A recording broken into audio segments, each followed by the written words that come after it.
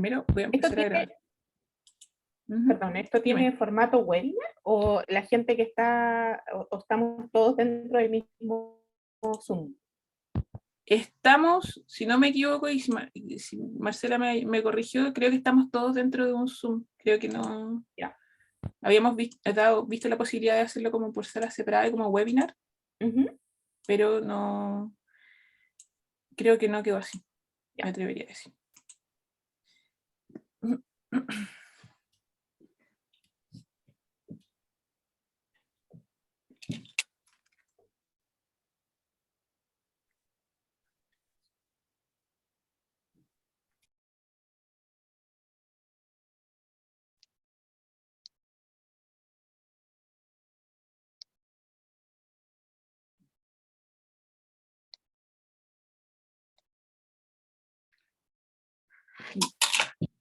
Aquí está la ficha que hicimos para hacer la difusión de tu charla, que lo estuvimos difundiendo entre todas Sí, las de facultades de hecho, ciencia. sí, porque me llegó también a mí con copia.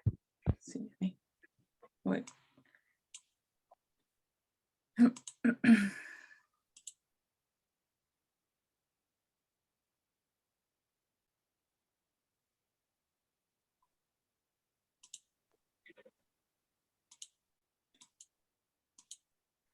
Ya, yo estoy grabando, si les parece comenzamos y después esto como te decía Daniela, en pos del tiempo y en pos de la puntualidad también, empezar y después te lo vamos a subir a las plataformas de redes sociales para que después tenga más interacción y más vistas con los estudiantes de pre y posgrado de las facultades de ciencia.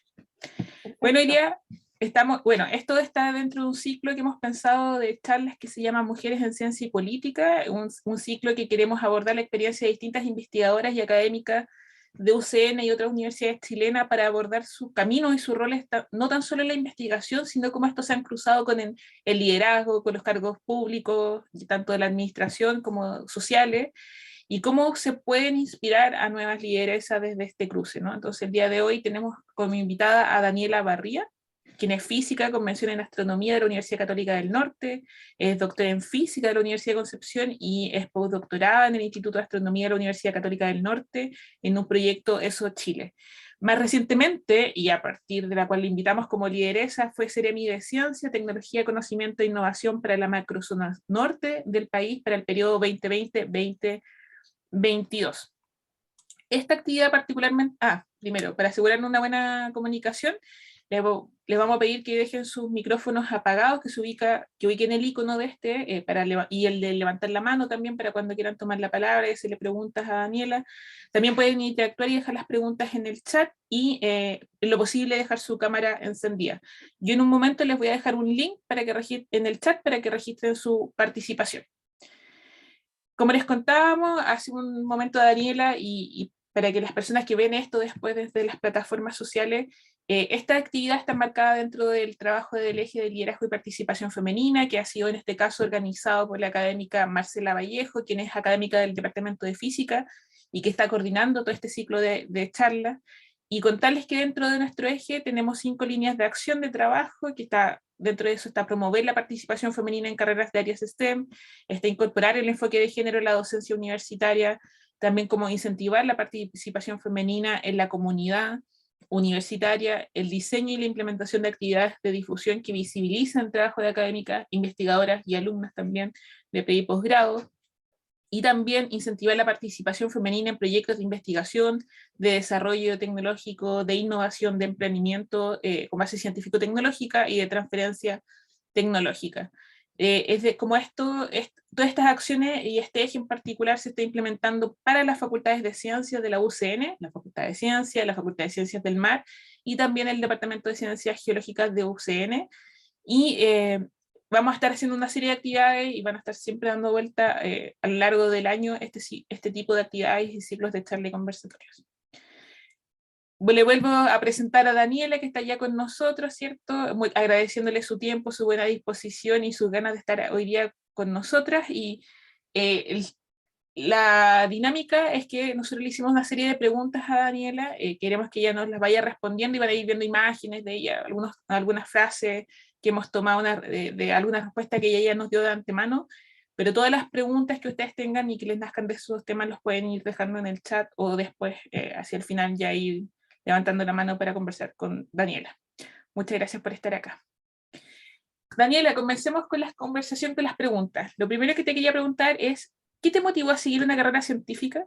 ¿Cómo nace esa gana y esa motivación en ti? Bueno, gracias Paulina primero por la presentación. Saludar también a todos quienes nos acompañan.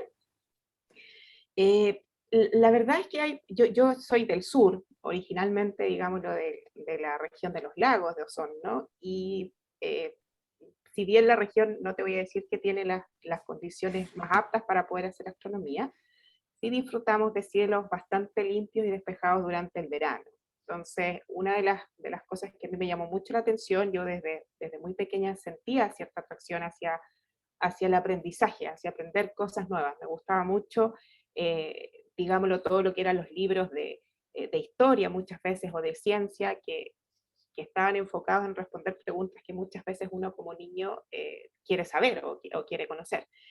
En ese sentido, tuve mucha suerte porque al menos en mi casa habían varios libros. Entonces los libros yo creo que son una fuente de inspiración tremenda, especialmente en los más chiquititos, para poder ir satisfaciendo de alguna forma ese apetito de saber o de querer conocer más o de entender cómo funciona el mundo en el cual estamos todos sumergidos.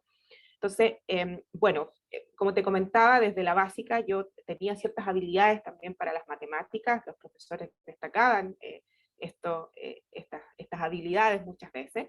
Entonces, si bien no tenía muy claro, uno cuando es muy niño muchas veces no tiene muy claro hacia dónde efectivamente quieres ir, pero sí sabía que tenía que ser algo relacionado con el área de matemáticas, que de alguna forma se me hacía un poco más fácil y tenía que explicarle a mis primos y primas, digámoslo, muchas veces las matemáticas. Y en algún momento ya de la enseñanza media, me empezaron a llamar la atención, como te digo, las carreras un poco más científicas, lo que era la química, lo que era la física, lo que era la biología también, y por supuesto en la parte de matemáticas lo que eran las ingenierías. Entonces, quería en algún momento, mi colegio tuvo la opción de poder ir a visitar algunas universidades donde nos juntábamos con estudiantes de algunas carreras en particular. Y claro, ahí me recuerdo mucho de una visita que hicimos a la Universidad Austral, que visitamos la Facultad de Ingeniería Naval, ¿ya? Y por supuesto yo quedé fascinada, digamos, lo tenían un simulador de olas, me recuerdo que era espectacular, ¿ya? Esa era una de las tantas áreas. Lo que me llamaba mucho también la atención tenía que ver con la ciencia del espacio. Quería saber, digámoslo, cómo funcionaban las estrellas, qué era lo que uno estaba mirando cuando observaba literalmente el cielo.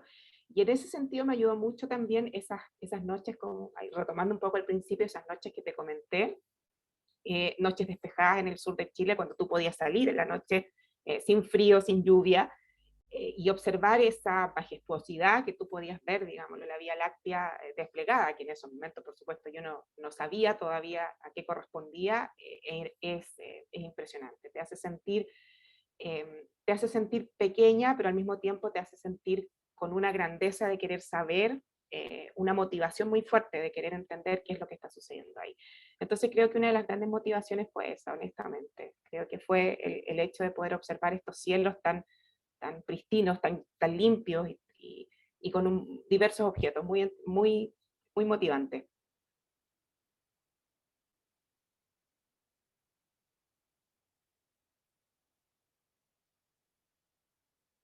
Discúlpame, se me perdió toda mi barra de suma, estaba poniendo atención.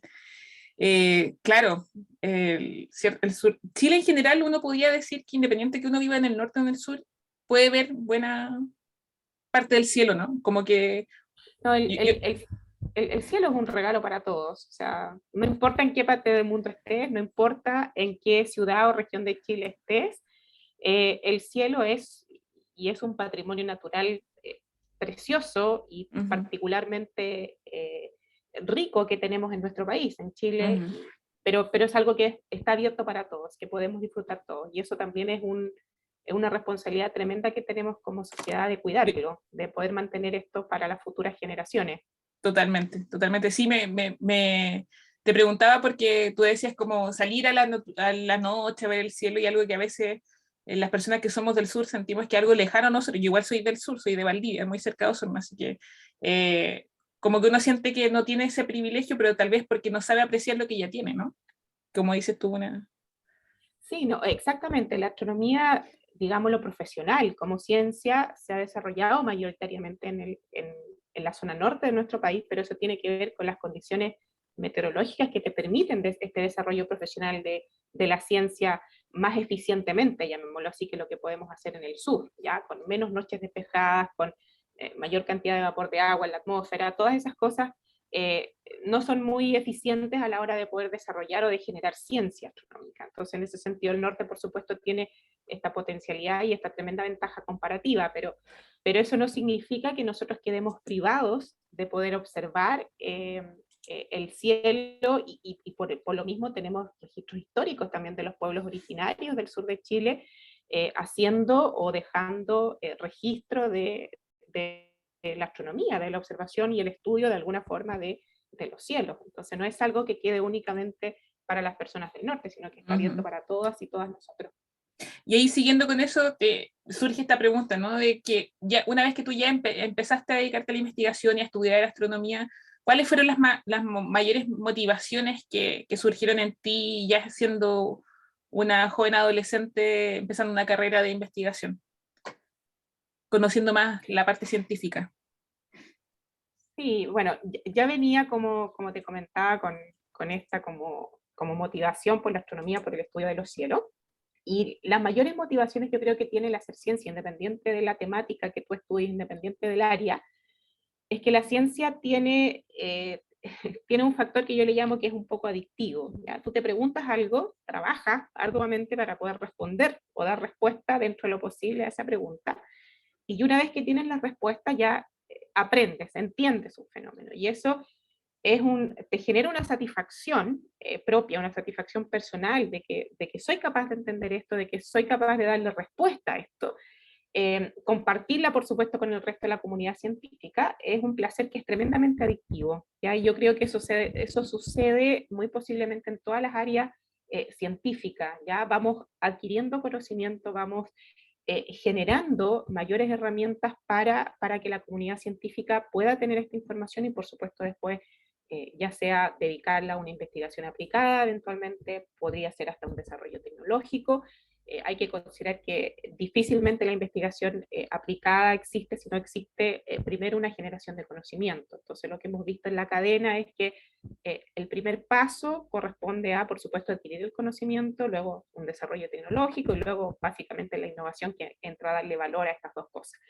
Entonces el primer peldaño de esta escalera tiene que ver con el cómo generamos ese conocimiento. Yo creo que como humanidad hemos avanzado tremendamente en estos últimos 100 años, diría yo. Estos últimos 100 años han sido a nivel de varias temáticas científicas tremendamente reveladores y con un crecimiento exponencial tremendo. Solo en astronomía hemos tenido un avance gigantesco en los últimos 100 años y lo que te comentaba también y que me parece que está ahí en el párrafo que tú rescataste de mi respuesta, es que la astronomía tiene este valor agregado, le digo yo, que avanza muy rápidamente. Avanzamos a pasos muy agigantados, tratando de entender cómo funciona este universo en el cual nosotros estamos inmersos y del cual formamos parte también. Nosotros no somos, digámoslo, algo que esté separado de la naturaleza, ni mucho menos del universo mismo.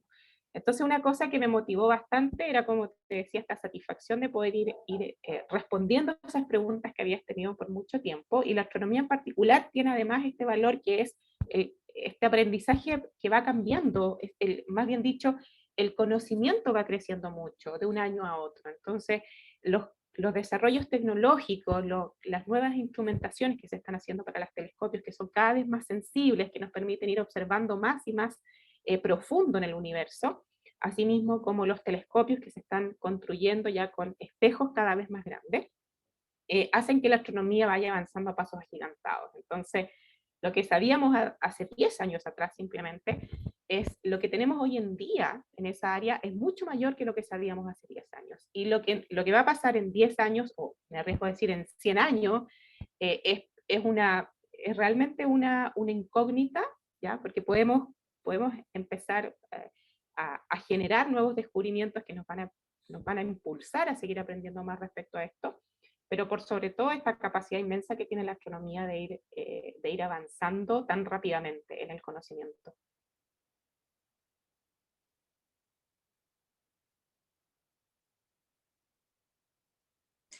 Disculpa, no, el Zoom se me descontroló un poco. Lo que te quería preguntar ahí, Daniela, es tan grande, ¿no? Tú nos dices, mira, el avance es súper rápido en términos de tiempo, lo que descubrimos es cada vez mayor, ¿cierto? El número de planetas, por ejemplo, extrasolares, me imagino un sinfín de cosas que van descubriendo día a día dentro de la astronomía. Y dentro de eso te dedicaste, ¿formaste alguna línea de investigación particular que nos puedas contar qué es lo que más has estado estudiando dentro de todo esto? Sí, bueno, la astronomía es una ciencia bastante amplia, ¿ya? No solamente, bueno, y lo son muchas otras áreas de la ciencia también. Entonces, el conocimiento es tal que, por supuesto, uno no puede dedicarse a todas las subáreas, llamémoslo así, dentro de la astronomía, porque tiene mucho material y mucho conocimiento dentro de cada una de ellas. Entonces, lo que hacemos los astrónomos es que nos dedicamos, así mismo como lo hacen los biólogos, ya uno empieza a dedicarse a áreas más específicas. Y bueno, por esas cosas de la vida, a mí me tocó participar mientras hacía mis estudios de pregrado en la Universidad Católica del Norte. Trabajé con un astrónomo que él, justamente su área de especialidad tenía que ver con los sistemas binarios, que son dos estrellitas, ¿ya? Que están orbitando respecto a un punto en común, de las cuales, por supuesto, hay un campo muy amplio todavía donde explorar, ya hay muchas cosas que no conocemos de estos sistemas binarios, en particular aquellos sistemas binarios que están muy cerquita, donde una estrella está muy cerca de la otra. Entonces hay influencias gravitacionales desde una estrella a la otra, y esas influencias gravitacionales pueden pasar desde que una estrella de alguna forma le robe el material a la otra, entonces se genera como un río, como un flujo de material desde una estrella a la otra. Y estos sistemas me parecieron tremendamente interesantes cuando yo estaba en el pregrado, y comencé a investigar un poco más de ello, y al final terminé, por supuesto, trabajando con estos sistemas interactuantes que se llaman. Durante mi posgrado, durante el doctorado, continué en la misma línea, trabajando también con estos sistemas binarios cercanos, pero estos sistemas también, si bien interactúan las dos estrellas entre sí, comienzan a aparecer otros actores dentro de este juego. Entonces estos actores involucran, no sé, el traspaso de material te puede formar un disco, por ejemplo, muy parecido a o un disco, llamémoslo así, no formador de planetas necesariamente, pero que sí sigue una dinámica parecida, y al mismo tiempo hay mucho material que está alrededor, que escapa de alguna forma de una de las estrellas y queda como un material que le llamamos material circunestelar alrededor del sistema. Hay estrellas que son estrellas single, que le llamamos no sistemas binarios, que también tienen este material circunesteral alrededor, digámoslo, de la estrella. Entonces, ya no eran solamente las dos estrellas, sino que comenzaban a aparecer estos otros actores en el juego que tienen sus propios mecanismos, sus propios procesos físicos ya, para funcionar dentro del sistema mismo. Entonces, ahí después en el postdoctorado ya comencé a estudiar parte de este material circunestelar para estrellas que eran estrellas simples, que son las nebulosas planetarias, que no tienen nada que ver con los planetas, ya es simplemente material que quedó después de que una estrella, digámoslo, expele sus capas más externas en el espacio. Y lo bonito que tenían estos sistemas era, bueno, yo trabajaba un poco en el modelamiento físico-químico de este plasma, pero al mismo tiempo este material es muy rico en elementos químicos que son fundamentales, por ejemplo, para la vida, como la conocemos: carbono, nitrógeno, oxígeno. Entonces, básicamente, los átomos de los cuales nosotros también estamos formados, considerar que nosotros somos un 65% oxígeno, ¿ya? Aproximadamente un 20% carbono. Estos elementos químicos provienen de estas estrellas que en algún momento llegaron a las etapas finales de su vida y luego contaminan de alguna forma el universo, y esta contaminación o este material contaminado es el que posteriormente da origen a otras estrellas que pueden formar planetas, y estos planetas tienen dentro de sus composiciones estos elementos químicos que le llamamos más pesados y que en el caso de la vida en la Tierra son la base para la vida. Así que el problema era bastante más, era, digámoslo así, no más interesante, pero era igual de interesante que lo que estaba haciendo antes, pero ahora tenía una connotación un poco más directamente a lo que era la formación de la vida, llamémoslo así. Así que es muy interesante. En el fondo trabajo en sistemas binarios y también en nebulosas planetarias. Eso me recordó el título del profesor Massa, todos somos polvo de estrellas, ¿no? Sí, lo somos, es Lo literal, somos. lo somos. Y en eso, había una pregunta que nos dejó una de las académicas cuando les contamos de esta charla, y ella nos preguntaba, y quería saber si es que tú crees que en la segunda región están las condiciones para considerarse un destino mundial y de excelencia dentro de lo que es el turismo astronómico. Yo creo que las capacidades existen en la segunda región, ¿ya? Lo que posiblemente falte todavía un poco desarrollar tiene que ver con las condiciones habilitantes para que este astroturismo se desarrolle, ¿ya? Y dentro de esas condiciones habilitantes yo creo que uno de los factores claves tiene que ver eh, con una coordinación y una planificación desde los distintos actores, tanto públicos como privados, que deberían conformar o ser parte de este proyecto de astroturismo desde una mirada, por supuesto, más regional, ¿ya? Desde una mirada social, educativa, en el cual vas a necesitar que cada uno de estos actores o actrices participen dentro de un proyecto grande para el desarrollo del astroturismo. Ahora, tenemos desarrollo de astroturismo, por ejemplo, en San Pedro de Atacama, ¿ya? Con varios operadores de turismo que se dedican en particular al astroturismo en San Pedro. Bueno, la región de Coquimbo destaca, está mucho más avanzada, diría yo, que la región de Antofagasta en lo que es el desarrollo del astroturismo, pero eso también tiene que ver con algunas condiciones propias de la región, ¿ya? Acá, por supuesto, es más difícil que, no sé, una persona o un privado cualquiera pueda instalarse en la mitad del desierto, construir un observatorio y abrir este observatorio para el público. ¿Ya? Eso se nos vuelve un poco más complejo porque nosotros sabemos que por supuesto eso significaría tener una instalación permanente en un sector bastante alejado, donde posiblemente no vas a tener acceso al recurso hídrico, donde vas a tener que pagar adicionalmente por llevar el agua para allá.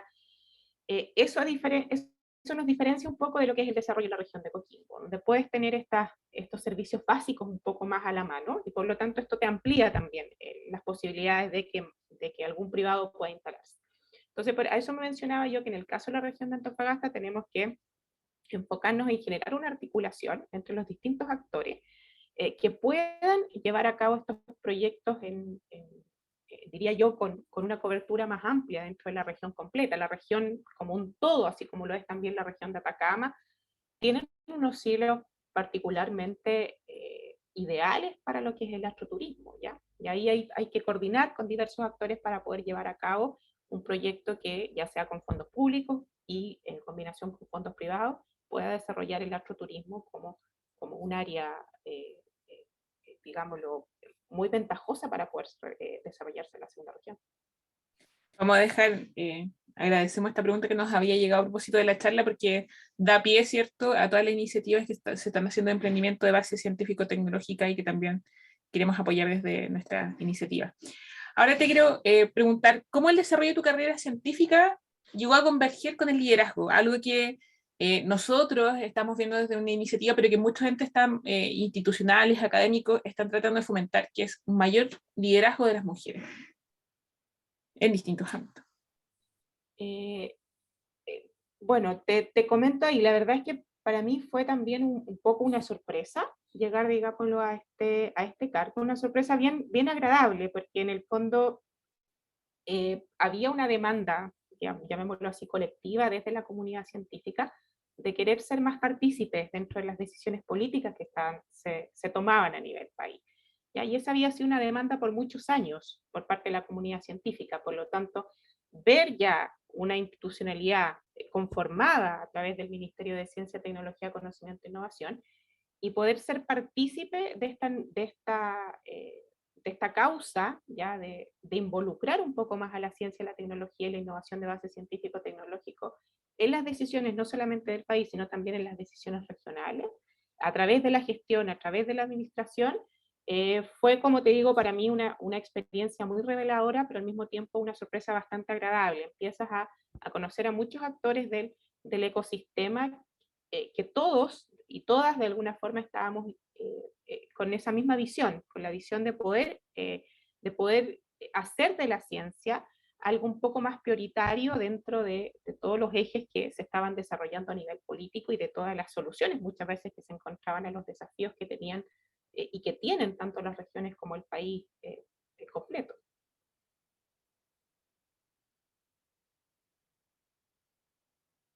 Se me olvidó que tengo el micrófono apagado. Claro, sin duda, toda esta construcción de un nuevo ministerio no nace espontáneamente, nace de un trabajo arduo de científicas y de científicos, investigadores de todo Chile, ¿cierto? En querer institucionalizar eso. Y cuando tú llegas a este cargo, cuéntanos un poco, ¿qué significa tener un cargo de liderazgo dentro del ámbito científico que es tan reciente y que no es tan no es tan común, no está tan a flor de piel de la ciudadanía como otros ministerios? ¿Cómo fue para ti trabajar dentro de esta seremía? Ya, como te comentaba, fue una experiencia muy reveladora, ¿ya? Porque descubres un mundo en el cual, como te comentaba, normalmente los y las científicas no estábamos dentro de ese mundo, por lo tanto, eh, llega una instancia en la cual tú tienes una apertura de miras ya, de que, por ejemplo, no sé, existen más fondos que únicamente los fondos que son entregados por ANID para el desarrollo de la ciencia.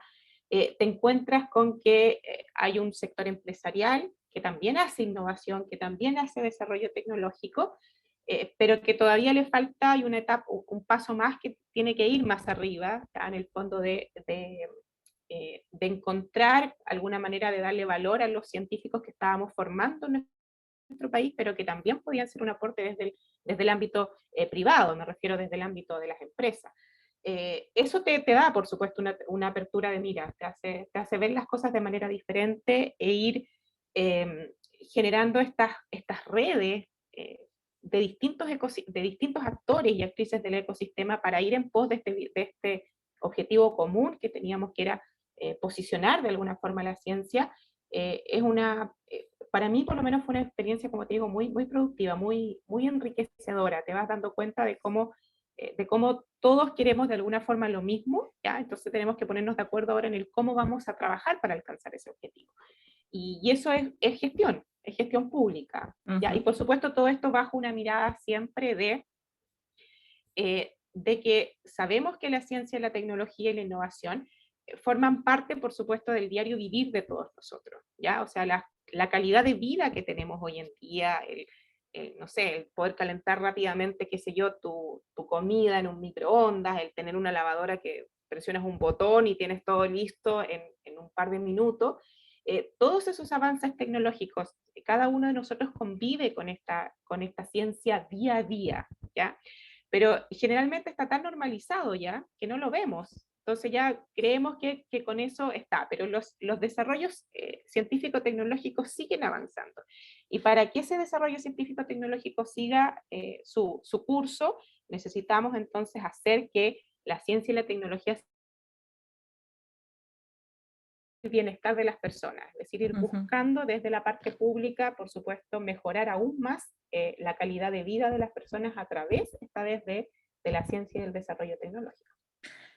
Súper interesante. Ahí me nace la pregunta de saber tu opinión respecto a que tú conoces el ámbito como académico también, ¿no? Entonces quiero comunicarlo con eso un poco, en el sentido de cuál es tu opinión respecto a ciertas reticencias que muchas veces hay dentro de los grupos académicos a tomar más cargos de gestión. Es decir, tú sabes que un académico, ¿cierto?, tiene horas destinadas para gestión, para vinculación, para docencia, para investigación, y uno tendería a pensar que un académico está enfocado o en la docencia o en la investigación y como tratando de balancear ambos sentidos, pero a veces hay una reticencia a fomentar la gestión, ya sea como en tu caso una gestión pública.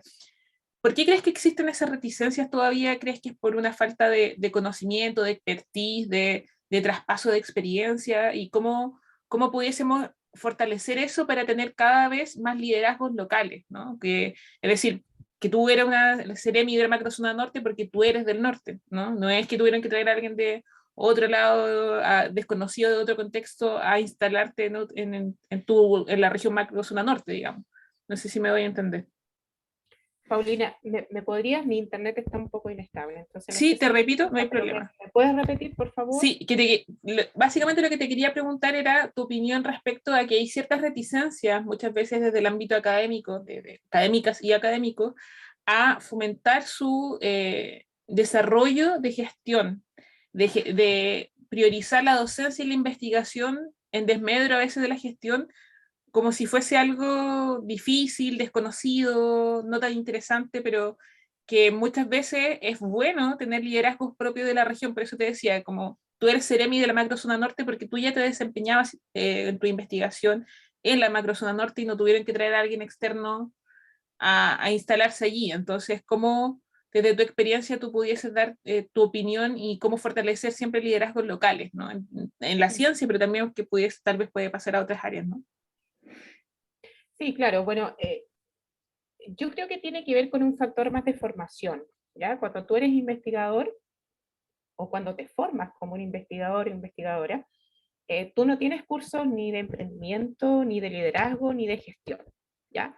Y te voy a decir, ni siquiera como cursos electivos, en el cual si alguien pudiera sentirse o estar orientado a ser un servidor público de alguna forma, no se visualiza eso dentro del abanico de opciones, porque la formación no te entrega esa herramienta. Entonces, el investigador muchas veces en Chile tiene un camino muy marcado, y yo digo muy cerrado, ¿ya? Porque va únicamente, por supuesto, a hacer investigación, ¿ya? Difícilmente incluso tú tienes cursos de docencia mientras te formas como investigador, ¿ya? Sin embargo, una vez que tú ya eres investigador y si eventualmente trabajas en una universidad, vas a tener que hacer docencia porque eso forma parte también de tu trabajo. Entonces, mientras los programas, tanto de pregrado como posgrado, creo yo, no se abran un poco a gestionar estas herramientas, o más bien dicho, estas capacidades, a desarrollar estas capacidades en los estudiantes, es más difícil todavía que tú puedas tener una persona que después esté interesada en llegar a estos cargos de gestión. Así que yo creo que ahí hay un desafío grande también para las universidades. Lo mismo en el caso del emprendimiento. O sea, tenemos muy pocos emprendimientos de base científico-tecnológica en la macrozona norte de Chile. Y lo mismo ocurre también si nos comparamos, por supuesto, con otros países, por ejemplo, de la OCDE o algo así. Tenemos el desarrollo tecnológico que hacemos en Chile es poco, ¿ya?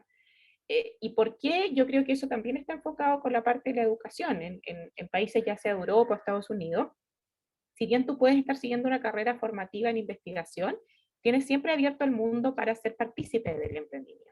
Entonces sucede que muchos investigadores, una vez que terminan su jornada de trabajo en la universidad, se van a trabajar a sus empresas, ¿ya? Y pueden, digámoslo, estar ahí gestionando o desarrollando sus ideas, que a lo mejor no la pueden hacer muchas veces en los laboratorios de la universidad, pero que pueden hacerlo en la parte privada. Entonces nosotros creo que nos falta ese empuje todavía, nos falta esa apertura un poco de miras de ver que el investigador puede hacer otras actividades también relacionadas de alguna forma con lo que él hace en su investigación, pero ahora de una manera un poco más aplicada, a través de un emprendimiento o a través de asesorías, por ejemplo, a empresas también científicas o que sean de base científico-tecnológica. Hay que buscar esa conexión. Sí.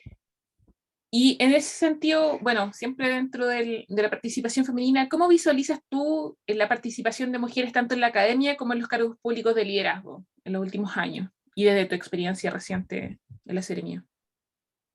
Yo creo que hemos avanzado, nos falta mucho todavía, eso es verdad, pero sí hemos avanzado en generar un poco de oportunidades, ¿ya?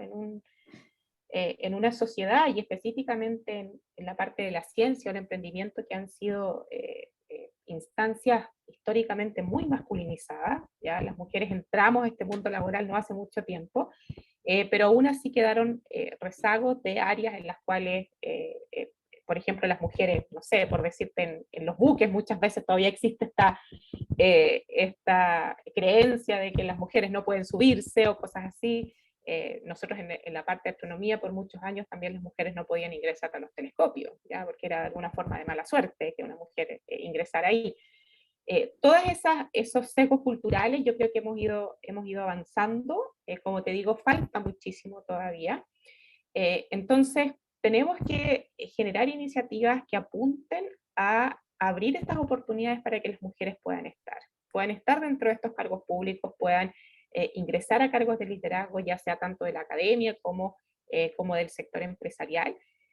Muchas veces una de las cosas que debo decir que rescato del aprendizaje de esto de Ceremi, tanto desde mi parte como de muchas otras mujeres que vi, es que tú tienes mujeres que tienen tremendas potencialidades y capacidades de liderazgo, pero si no existe la oportunidad para que estas mujeres puedan mostrar sus habilidades, entonces es muy difícil que puedan seguir escalando, ¿ya?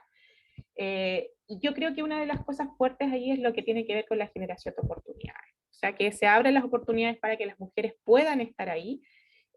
Yo veo que una de las cosas más difíciles con las que nos enfrentamos en términos de alcanzar alguna equidad de género en todos los aspectos, especialmente lo que es las carreras STEAM o la ciencia y la tecnología, tiene que ver muchas veces con los sesgos inconscientes, ¿ya? Y los sesgos inconscientes son muy difíciles de trabajar, ¿ya? La gente, muchas personas inconscientemente creen que por supuesto las mujeres no tienen habilidades, digámoslo, para la ciencia, o tienen menos habilidades, llamémoslo así, que lo que tienen los hombres, cuando no hay ninguna investigación científica que te diga que a nivel de generación de conocimiento, desarrollo de tecnología, los varones y las mujeres tengamos más o menos capacidades, ¿ya? Nuestro cerebro funciona de igual manera a la hora de tener que resolver problemas. Entonces, tenemos que atacar esos sesgos inconscientes de alguna forma con acciones un poco más concretas, ya que vayan a generar instancias donde los comités de evaluación, por ejemplo, se aplique este sistema de doble ciego, donde tú no puedas ver quién es la persona que está postulando, tampoco la institución, etcétera, etcétera.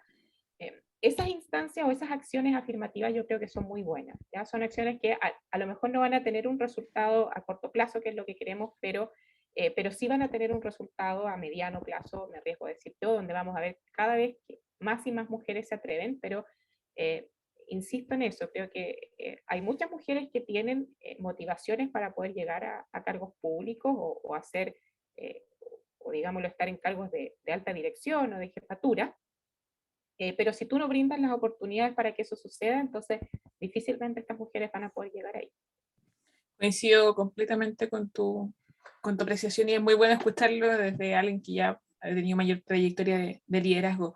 Otra pregunta que nos dejaron cuando comunicamos tu charla es, ¿a través de qué hechos, actitudes tú crees que todavía se pueden apreciar las brechas de género en las universidades chilenas? Bueno, yo creo que los datos ahí son tremendamente reveladores. ¿Ya? Yo creo que las estadísticas, los números te dicen a ti cuál es la realidad y cuál es la verdad. Entonces, tenemos, por supuesto, una baja participación femenina en todo lo que es las carreras específicamente de I+D+I en las universidades. La macrozona norte, y debo decir eso lamentablemente, destaca porque es la que tiene la menor participación femenina en I+D+I en las universidades, ¿ya? Hay cifras muy, muy bajas en el caso, por ejemplo, de la región de Atacama, donde tiene menos del 25% del total del personal trabajando en I+D femenino, ¿ya? Y esas son, las otras regiones tampoco es que sobresalgan en demasía, digámoslo, el 30, alrededor del 30%, 28-30%. En términos de de las investigadoras que trabajan en universidades, estas a nivel nacional no superan el 34%. ¿Ya? Entonces todavía estamos, la apreciación, las brechas existen, ¿ya? Y eso es una realidad, y estas brechas se revelan a través de estos datos, a través de estas estadísticas. Entonces, hay que apuntar a generar acciones que, como te decía yo, creen las oportunidades para que más mujeres puedan ir rellenando estos cupos. Ahora, en el caso de la macrozona norte tenemos también históricamente mucho desarrollo en torno a la minería, ¿ya? La minería ha sido, por supuesto, muy fuerte y muchas universidades iniciaron sus funciones básicamente para el desarrollo de la minería en cada una de en las regiones, en particular Antofagasta, digámoslo, y Atacama. Eso hizo, por supuesto, que las primeras carreras estuvieran muy enfocadas hacia lo que era el desarrollo minero. Y la minería es un área tremendamente masculinizada, aún hoy día, ¿ya? Uh -huh. Entonces tenemos que generar un cambio cultural. Yo siento hay todavía mucho camino que hacer en eso, de poder visualizar que las mujeres son exactamente iguales de capaces para poder trabajar en estas áreas que han sido históricamente masculinizadas. Claro, y eso uniéndolo con tu comentario anterior de los sesgos culturales y inconscientes que a veces tenemos, un ejemplo muy claro es la minería, ¿no? Una persona pudiese decir, mira, cualquier persona, independiente de su género, puede estudiar geología o alguna ingeniería asociada en mina, pero la realidad social y cultural es que hasta hace unos años ninguna mujer podía entrar a una mina. Entonces, porque traía mala suerte, mal augurio, etcétera. Entonces, claro, una mujer podía estudiar geología, pero si no puedes entrar a trabajar e investigar, no tiene ningún sentido, ¿no? Entonces, son esas pequeñas cosas que tenemos que ir visualizándolas para remediarlas, ¿no? Como para ir cambiándolas. Por supuesto, y también hay un aspecto ahí que es importante mencionar, que justamente como ha habido este desarrollo tan masculino en ciertas áreas, tú tienes muy pocas referentes femeninas también para las nuevas generaciones. Entonces eso te va generando una brecha importante porque de alguna forma las niñas y jóvenes al entrar a la universidad y seguir una carrera de ingeniería, por ejemplo, no tienen profesoras muchas veces que son mujeres. Entonces, eso inconscientemente te va diciendo a ti, uy, a lo mejor esto no es para mí, ¿ya? Simplemente por el hecho de ser mujer. Eh, y esas son aquellas acciones que yo creo que tienen que tomarse, que tienen que revertirse en el corto plazo. Entonces tú tienes que tener a más referentes, a modelos de rol, de tal forma que las niñas y jóvenes puedan ir siguiendo estos modelos e identificarse de alguna forma en sus carreras futuras con aquellas profesoras que tengan o con aquellas tutoras de tesis que tengan, pero para eso esas mujeres deben estar instaladas primero dentro del sistema. Totalmente. Visibilizar es fundamental. Para seguir, creo que sí, esta era, venía de las que yo te había hecho de antemano. ¿Cuál crees tú que son entonces estos puntos críticos, ¿no? Estos nudos que nosotros debiésemos enfrentar para cortar estas brechas de género? Y tú ya nos decías la educación, ¿no? Y también visibilizar a las mujeres como modelo de rol. Sí, yo creo que la educación es quien cumple ahí el rol clave en todo esto, ¿ya? Y es la educación tanto aquella que viene desde el colegio como aquella que viene desde la casa, ¿ya? Y yo creo que una de las más difíciles de atacar también tiene que ver con la educación que recibimos muchas veces en el hogar, ¿ya? O sea, si es que tienes digámoslo, tus familiares cercanos diciéndote que las mujeres tienen que seguir este camino y que los hombres tienen que seguir este otro camino, o si seguimos regalándole a las niñitas, no sé, jueguitos de té o muñequitas, digámoslo, y a los hombres les regalamos, por supuesto, un camión o algo para que desarrollen sus habilidades más tecnológicas, digámoslo, o legos para que construyan estructuras, etcétera, etcétera. Estamos generando inconscientemente un camino donde la niña se va a sentir identificada hacia un área más, entre comillas, femenina, cómo se maneja o cómo se manejaba también mucho históricamente, y los hombres tienen que ir hacia carreras un poco más duras, llamémoslo así, ¿ya? Carreras que involucren más matemáticas, carreras que involucren más física. Si no cambiamos esa visión cultural, está difícil también, el esfuerzo del colegio va a ser el doble, ¿ya? Y yo creo que tenemos que ahí, nosotros como sociedad, generar este cambio cultural, ¿ya? De que las niñas son iguales de capaces que los niños y por lo mismo, de nuevo, tenemos que darles las oportunidades para que ellas desarrollen estas capacidades desde muy pequeñitas, ¿ya? Y esas oportunidades no van a existir si es que tú le regalas si le estás todo el tiempo regalando una muñeca a una niña, digamos, no va a poder desarrollar estas otras capacidades que a lo mejor tiene, porque no tiene las herramientas para poder hacerlo. Entonces yo creo que ahí se vuelve fundamental la educación. Para mí la educación es uno de los pilares que construye una buena sociedad. Entonces, en ese sentido, tenemos que partir por la educación. Y los colegios, yo sé que ya están diseñando y muchos de ellos implementando también diversas estrategias para ir en pos de eliminar estas brechas de género, ¿ya? De dejar tanto a los niños como a las niñas trabajando en experimentos científicos, están apareciendo clases de robótica que van también enfocadas tanto a niñas como a niños. Esto no se trata tampoco de discriminar a los varones, sino simplemente de otorgar igualdad de oportunidades desde las edades más tempranas, tanto a niñas como a niños. Así es. Y todo el tema, este rol, ¿cierto? En la educación, no solo, como decías tú, de los colegios, sino también desde los núcleos familiares Sí. y cercanos. Una pregunta que esta no tiene tu respuesta porque también nos las dejaron, es ¿cuáles crees tú que deberían ser los apoyos que se debiesen entregar desde las instituciones en pos de la corresponsabilidad social, ¿cierto? Algo que aparece mucho cuando empezamos a hablar de género es hablar de la corresponsabilidad social que no siempre existe, no siempre hay una misma responsabilidad entre hombres y mujeres en tanto la vida familiar, personal como laboral. Entonces, ¿cómo visualizas tú que debiésemos fomentar esta corresponsabilidad? Eh, yo creo que ahí, bueno, hay una temática bien compleja de trabajar, porque no es algo tampoco que podamos cambiar de la noche a la mañana. Ya tiene que ver muchas veces también con estos sesgos culturales, ya con estos estereotipos ya formados de que es la mujer básicamente quien se tiene que hacer cargo de los niños, y cuando hablamos de hacerse cargo de los niños hablamos desde todo, ya desde satisfacer sus necesidades más básicas hasta también la educación. Entonces, yo creo que lo que tenemos que hacer ahí es un llamado también un poco al, al sector más masculino de la sociedad, ¿ya? A tomar las riendas en este asunto, a ellos hacerse cargo muchas veces de las labores más domésticas, llamémoslo así, en el cuidado de los niños, porque eso va a permitir también que sean estos propios niños los que después vean a estos modelos de rol que son sus padres en otras acciones que no necesariamente son aquellas que la sociedad históricamente les ha propuesto. Ya tú ves a tu papá, digámoslo, qué sé yo, preparando comida, ves a tu papá preocupado por ponerte el uniforme para ir al colegio, o ayudándote con las tareas muchas veces. ¿Ya? Son cosas muy sencillas, pero creo que ahí los apoyos que deben entregar las instituciones académicas tienen que ver también con ir derribando muchos de estos estereotipos, muchos de esos mitos dentro de la propia universidad. ¿Ya? Entonces, hacer ver que hay un rol también masculino dentro del desarrollo de los niños que tiene que estar presente. Totalmente ahí.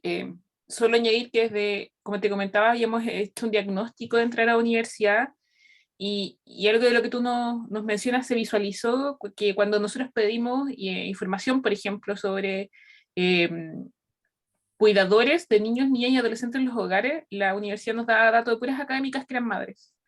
Entonces yo le decía, pero no, pero yo quiero todos los cuidadores. Pero ¿hay académicos que son padres? No, no sabemos. ¿Hay académicos que necesitan cupos de sala cuna? No, no se sabe tampoco.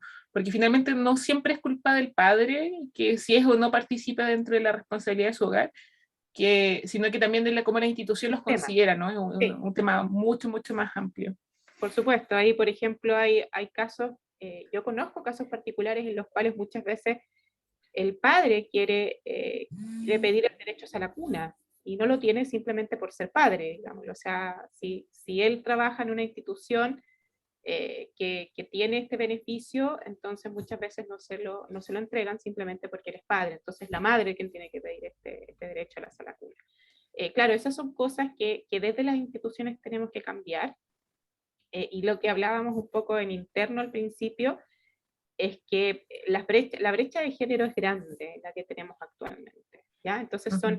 y esto hay que atacarlo desde diversos flancos, ¿ya? Y en el caso de las instituciones de educación superior, eso abarca, por supuesto, para todas las instituciones también, los cambios sí o sí tienen que provenir desde internamente. O sea, si es que no son las propias instituciones quienes no comienzan a generar estas políticas internas en pos de ir cerrando estas brechas, entonces difícilmente la parte de afuera va a poder crear este cambio real dentro de la propia institución. Entonces ahí son las propias instituciones quienes tienen que ir abriendo camino, tanto para que los varones, por ejemplo, puedan tener facilidades a la hora si es que quieren hacerse cargo de sus niños.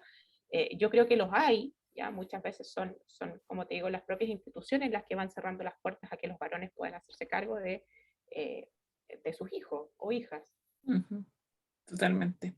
Otra pregunta que nos dejaron es, ¿qué consejo tú les darías a las jóvenes que tienen motivación por carrera científica o que tal vez ahora están comenzando sus estudios científicos de pregrado, por ejemplo, en la UCN?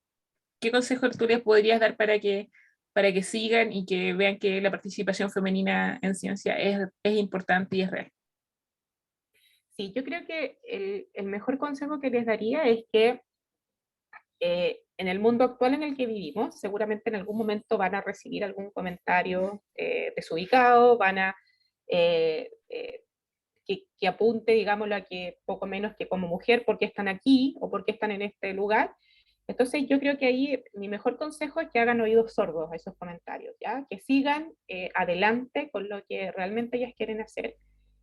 Si las capacidades existen, entonces sigan desarrollándola, que no pierdan esa motivación simplemente porque alguien hace algún comentario desubicado, ¿ya? Y eso va a pasar, digámoslo, a la gran mayoría de las científicas también se han encontrado muchas veces con estas barreras, y que tiene que ver con barreras que están ahí únicamente y que existen únicamente por el hecho de que son mujeres, ¿ya?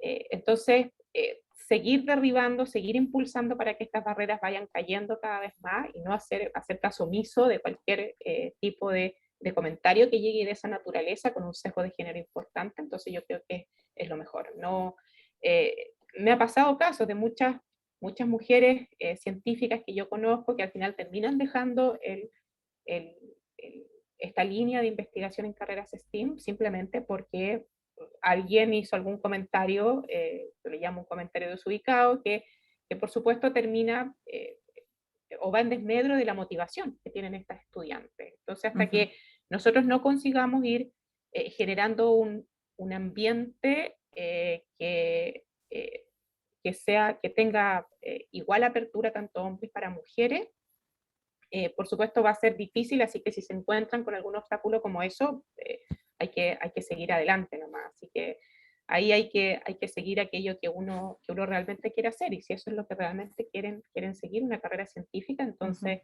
hay que levantarse y seguir adelante. Finalmente, te queríamos pedir una reflexión que tú quieras dejar a partir de estos temas de participación de mujeres en ciencia, pero también en política y en liderazgo. ¿Cuál crees tú que es hasta ahora un consejo y una reflexión que has logrado hacer y que te gustaría compartir con las personas que van a estar viendo esta charla y seminario? Yo creo que hay una reflexión final que tiene que ver hacia las mujeres en particular, que tiene que ver con el cómo nos miramos a nosotras mismas, ¿ya? Dejar de preocuparse un poco de cómo los demás te ven a ti, sino enfocarse en el cómo tú te ves a ti misma, ¿ya? Y muchas veces las mujeres lo que hacen es generar un rol, digámoslo, un modelo de una persona porque el resto quiere que tú funciones de esa manera, ¿ya? O porque el resto te ve de una manera determinada. Pero no es así. Yo creo que uno tiene que ser siempre fiel a uno misma, ¿ya? Siempre ser lo que tú eres, digámoslo, y en ese sentido tú empoderas a una mujer, siempre y cuando esa mujer, por supuesto, tenga espacio para desarrollarse a sí misma desde una base de autoconocimiento. Entonces, mi reflexión es, más que preocuparse, y en una etapa también en la cual generalmente las jóvenes y los jóvenes están muy expuestos en redes sociales a lo que hacen, digámoslo y todo, sabemos que tenemos tremendos problemas también de bullying que parten desde edades muy tempranas. Generar una fortaleza interna, y eso también sería un mensaje para los padres, digámoslo, de que cada uno de nosotros es diferente, que cada uno de nosotros es diverso, pero que cada uno de nosotros encierra un potencial tremendo, ¿ya? Y la única forma que tenemos de desarrollar ese potencial es, por supuesto, desde el autoconocimiento, saber quién soy, saber qué es lo que quiero hacer, ¿ya? Y eso hay que potenciarlo mucho también desde el colegio, ¿ya? De no tratar de alguna forma, creer que todos los niños y niñas son iguales, que a todos los vamos a poder educar de la misma manera, porque los niños tienen muchas veces formas distintas de aprender, formas distintas de llevar a cabo los procesos, tanto mentales como procesos psicológicos. Entonces, cuando aprendamos a que somos una comunidad muy, muy diversa, pero que cada uno de nosotros tiene tremendas potencialidades en ciertas áreas, y nosotros lo aceptemos y como sociedad impulsemos a que los niños se desarrollen en esas áreas siempre desde ellos mismos, yo creo que ahí viene un cambio cultural, creo yo, un cambio educacional, un cambio social. Yo creo que, insisto en eso, los tipos de liderazgo, en el caso de las mujeres, y yo creo que en el caso de los varones también sucede, son muy diversos, ¿ya? Y son muy distintos, ¿ya? Tú tienes mujeres con perfiles muy, muy diferentes, que terminan estando a cargo de tremendos equipos de trabajo y lo terminan haciendo muy, muy bien. Entonces los estilos de liderazgo tampoco tenemos que encajonarlos ni asociarlos a que tiene que ser un perfil determinado, ¿ya?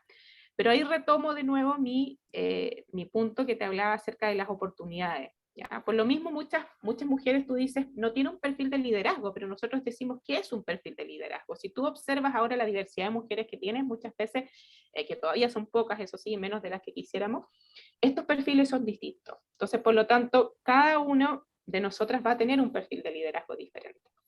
Y lo importante en el fondo es hacer trabajar y trabajar como un equipo. Entonces, creo que hay una motivación a que las mujeres se atrevan a sacarse un poco esto de que yo por ser mujer no podría estar en este cargo, porque uno no puede decir eso hasta no estar dentro. ¿Ya? Entonces ahí, y para estar dentro, primero tienes que atreverte a ingresar, a ver el mundo, a ver cómo funcionan las cosas desde esta otra perspectiva. Ahí tienen que haber primero que nada las oportunidades, pero segundo también tiene que haber la voluntad de mujeres que quieran participar. Y esa voluntad de las mujeres tiene que ver justamente con el atreverse. Cada vez que tú te atreves vas en una de estas misiones, créeme que el mayor aprendizaje que vas a obtener va a ser el tuyo, ¿ya? Va a ser una etapa de crecimiento personal, independiente de cómo finalicen el trabajo, el crecimiento personal y profesional es tremendo, porque vas a tener una nueva perspectiva o porque vas a poder muchas veces desarrollar estas habilidades que ni tú misma a veces entendías o sabías muy bien que tenías, pero estaban ahí.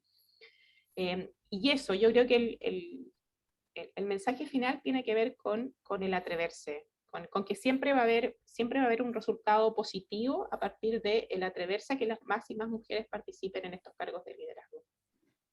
Muy, muy interesante tu reflexión.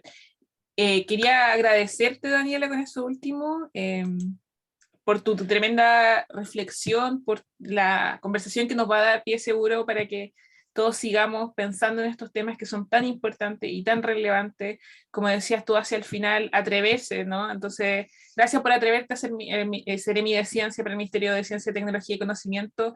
Esperamos que de aquí en más, ¿cierto?, se nos sean más habituales los rostros femeninos dentro de estos cargos, de estos liderazgos, y que la ciencia vaya tomando el rol femenino que siempre he tenido, pero que no siempre está visibilizado, ¿no? Así que muchas gracias por tu tiempo, por tus ganas de estar hoy día aquí con nosotros.